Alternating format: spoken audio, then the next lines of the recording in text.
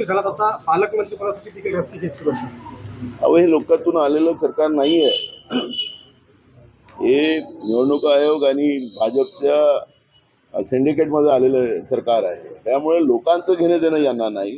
राज्याला अजून किती लुटता येईल? 2.5 वर्षात त्यांनी ते लुटलंच, पण पुन्हा 2.5 वर्षात राज्याला किती लुटता येईल आणि मलाईदार खातं आणि मलाईदार जिल्हे कसे मिळतील याच्यावर सगळा जोर चाललेला आहे.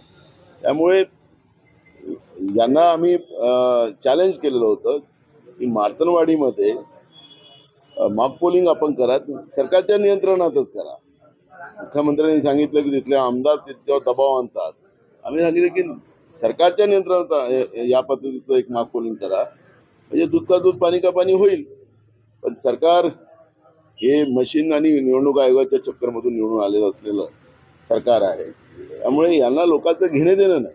अशोक चव्हाणांचा एक फोटो व्हायरल होतोय. त्यांच्या हातामध्ये एक फलक आहे आणि त्यावरती लिहिलेलं आहे की आंबेडकरांना काँग्रेसला 2दा पाडलं, काँग्रेसनं माफी मागावी.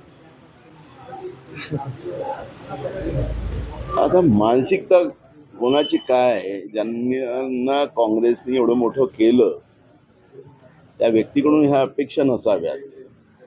त्यामुळे आता सध्या काही कोणाला प्रतिक्रिया देण्याचं काही कारण पण नाही, ज्यांच्यावर प्रतिक्रिया देण्याचं काही कारण पण नाही. मला असं वाटतं अशोक चव्हाण हे प्रतिक्रियेच्या लायकीचे नाही, त्यामुळे मी त्यांना प्रतिक्रिया पण देणार नाही. तुम्ही पाहत आहात महाराष्ट्राच्या कुशीतलं GK न्यूज मराठी, सात जनतेची, भूमी महाराष्ट्राची.